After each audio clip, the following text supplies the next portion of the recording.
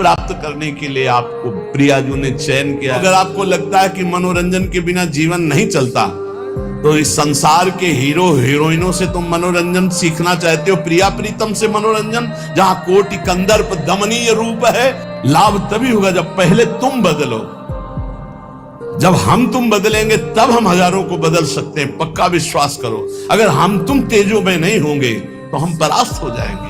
ये माया परास्त कर देगी। बिला कल्याण बहुत छोटी चीज है, आप उसको ना गौर की। कल्याण तो हो गया जीवन भर वैश्यागामी रहा, जीवन भर वैश्यागामी रहा। एक बार पुत्र के बहाने बुलाया नारायण तो उसका कल्याण हो गया। तुम जानबूझ के राधा बोलते तुम्हारा कल्याण नहीं हो जाएगा। लेकिन हमें इस पर नहीं टिके रहना, हमें खुद अनुभूतियां चाहिए, दिव्यानुभूति। जैसे ये महापुरुष दिव्य लीला देख रहे हैं, बड़े बड़े रसिक जन दिव्य लीला, तो हम क्यों नहीं देख सकते? हम क्यों नहीं दिव्य लीला में प्रवेश? हम कल्याण को लेकर बैठे रहे, हम दिव्यानुभूति, हम क्यों नहीं काम विजयी हो सकते? हम क्यों नहीं क्रोध विजयी हो सकते? हम क्यों नहीं अहम विजयी हो सकते? हमको ये देखना है। ऐसे मिलते हैं, ऐसे नहीं मिलते ध्यान में केवल मिल गए, ऐसे मिलते हैं। हम इसे ही मिलन समझते हैं और छूते हैं, स्पर्श करते हैं, गले लगाते हैं, बात करते हैं, संभाषण करते हैं। हमें ऐसा भगवत साक्षात्कार चाहिए। कल्याण तो हो गया, हिसाब में तो कोई कमी नहीं हो। कैसे आनंद की अनुभूतियां अनुभव करोगे जब शरीर ही राग में फंसे हुए। ये अंदर खजाना है, आनंद का खजाना। चिल्ला चिल्ला कर रो पड़ोगे, इतना आनंद है, आनंद का रुदन। लौटो, देह भाव से लौटो, अपने अंदर लौटो। हमारी बहुत अंदर कल से चिंतन चल रहा है, लौटो, व्यर्थ का समय नहीं। ये जो समय चल रहा है, आप ये समझ लो किसी युग में ऐसा समय नहीं चला जैसा आप चल रहा है। कलिकाल में तो चलेगा ही नहीं, ये तो केवल अभी कुछ वर्षों का समय चल रहा है बस। ये समय आया है आनंद लूटने का, भगवत प्राप्ति का। लूट लो, भगवत प्राप्ति कर लो। ना पीछे समय था और ना आगे समय ऐसा रहेगा। बहुत बढ़िया समय है इस समय, बहुत बढ़िया समय भगवत प्राप्ति के लिए। मान लो नहीं पछताओगे। ये पैसा इकट्ठा करने के लिए, पेट भरने के लिए, आराम व्यवस्था के लिए नहीं। मरना है यार, क्या आराम, मरना है। क्या सजाओगे इस शरीर को? चिता में रख करके इसे लकड़ी की तरह जला दिया जाएगा। बिल्कुल बिल्कुल सावधान। ये सत्संग केवल भगवत प्राप्ति के लिए, केवल भगवत प्राप्ति के लिए।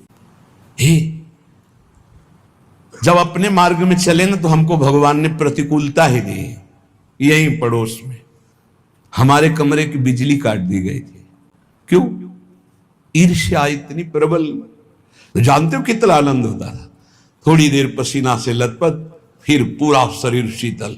ना ऊपर छत में जाना, ना कोई यंत्र, और कोई अगर वो एक छोटा सा पंखा ऊपर लगा था आश्रम की व्यवस्था से, तो भगवान की कृपा से जहां से हमारे कमरे का कनेक्शन था, बिजली काट दी। पूरी गर्मी, सर्दी, बरसात, सीधे प्रकृति का वार सहो।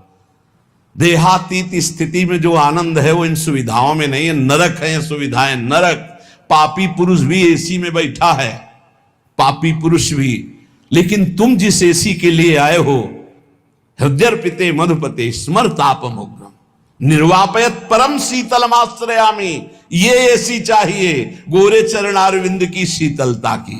वही प्राप्त करने के लिए आपको प्रियाजू ने चयन किया है। आप विश्राम मत मानिए। गंगा किनारे हफ्ता हफ्ता भर भोजन नहीं मिलता था, हफ्ता भर। गांव जाना नहीं, गंगा किनारे ही प्रारब्ध साथ जो मिले, आश्रमों में ठहरना नहीं। वृक्ष या कोई ऐसा मंदिर जो किसी की सेवा में नहीं। 12 से शंकर जी के ऐसे, ओ तब परमात्मा साक्षात्कार, तब कोई दिव्य अनुभूतियां। लगो भाई लगो। अगर इसी जन्म में दिव्य, हम कल्याण का तो ठेका लेते हैं। एक बार श्री जी की शरण में आ गया, हरिवंश शरण हो गया, राधा नाम जप रहा है, वृंदावन दर्शन का, कल्याण वाली तो सब बातें हो गई। अभी जो आपको मिल रहा है उसका लाभ ले लो।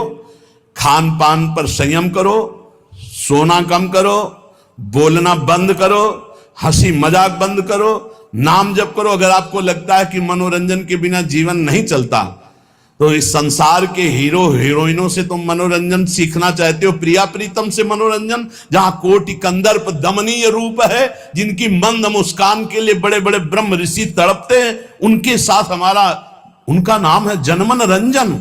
वो अपने भक्तों का मनोरंजन करते हैं। प्रिया, हमारे मन का रंजन है प्रिया प्रीतम, हमारे मन का रंजन है कीर्तन, हमारे मन का रंजन है भगवत लीला कथा है। ये संग्रह परिग्रह भोगने की वासना का त्याग कर दो। नहीं, ये रोज हमारा चिल्लाना कोई लाभ नहीं दे पाएगा। लाभ तभी होगा जब पहले तुम बदलो। जब हम तुम बदलेंगे तब हम हजारों को बदल सकते हैं, पक्का विश्वास करो। अगर हम तुम तेजो में नहीं होंगे तो हम परास्त हो जाएंगे। ये माया परास्त कर देगी। काम क्रोध लोभ मोह मद मत्सर, एकदम घुन्न शून्य बनो, एकदम पागल जैसे बनो। अपनी चित्त वृत्ति को निरंतर भगवदाकार में रखो। ये जितनी बाह्य सेवाएं, इनका फल है आंतरिक भजन। इनसे तृप्त मत हो। शरीर पवित्र होता है बाह्य सेवा करने से, मन पवित्र होता है भगवत चिंतन से, और स्वयं की अनुभूति होने से सब पवित्र हो जाता है। आप अपने कल्याण की चिंता तो छोड़ दीजिए। आपको जो ये मानव देह मिला है, ये परम हित के लिए मिला है, अध्यात्म की दिव्य अनुभूतियों के लिए मिला है। कल्याण बहुत छोटी चीज है, आप उसको ना गौर की। कल्याण तो हो गया जीवन भर वैश्यागामी रहा, जीवन भर वैश्यागामी रहा। एक बार पुत्र के बहाने बुलाया नारायण तो उसका कल्याण हो गया। तुम जानबूझ के राधा बोलते तुम्हारा कल्याण नहीं हो जाएगा। लेकिन हमें इस पर नहीं टिके रहना, हमें खुद अनुभूतियां चाहिए, दिव्यानुभूति।